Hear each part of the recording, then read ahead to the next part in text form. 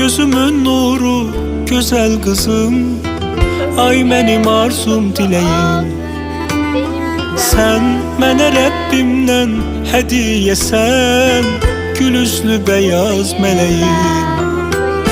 Mənim çin olmuş arzularımsan,